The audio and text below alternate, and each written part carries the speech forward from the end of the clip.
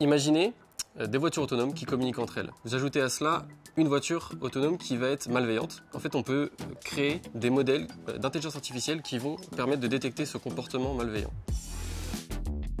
Le sujet de ma thèse, c'est accélération matérielle d'intelligence artificielle pour des systèmes de détection d'intrusion. Le but, c'est de créer une carte électronique qui soit embarquable à bord de drones, qu'ils soient marins, sous-marins ou aériens, et qu'on mette sur cette carte de l'intelligence artificielle. Pierre, psst. Une intrusion, ça peut être un navire ennemi, ça peut être un drone ennemi qui essaierait de corrompre le fonctionnement de notre essaim de drone. On peut avoir un drone qui va vouloir brouiller les communications d'un de nos drones. On peut avoir de l'écoute malveillante et on peut également avoir du piratage d'un de nos drones. Le but, ça va être de détecter ces comportements qu'on peut qualifier d'intrusion. Les intrusions et les cyberattaques.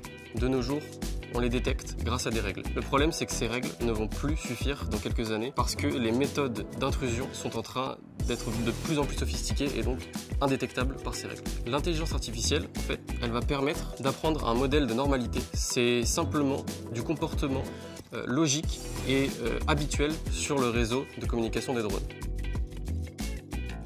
Le problème de ces algorithmes, c'est qu'ils sont très gourmands en termes de calcul et en termes d'énergie. Le but, c'est de développer du matériel qui soit adapté au calcul d'intelligence artificielle. Pour pouvoir utiliser ce matériel dédié qui sera ajouté au processeur, en fait, on va utiliser une architecture bien précise de processeur qu'on appelle RISC-V. Le processeur, en fait, c'est le cerveau de la carte électronique. Il va falloir trouver une architecture qui soit personnalisable pour qu'on puisse permettre à ce processeur d'être efficace. Il faut optimiser les calculs que l'on va réaliser sur le drone. Et c'est pour ça qu'on a choisi l'architecture RISC-V qui répond à tous ces critères. On va allier de l'intelligence artificielle, on va allier de la cybersécurité, qui est un domaine qui m'attire particulièrement.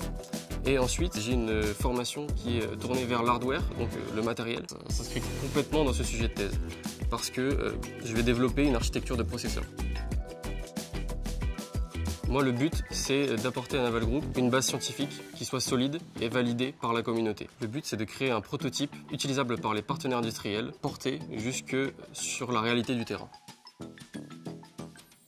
Pour moi, je me vois comme un expert ou un référent technique, en tout cas sur ce domaine-là. Je pense que cette expertise peut aussi me permettre de devenir manager et de diriger une équipe sur l'élaboration d'un produit technique, d'un produit fini. Pierre, psst.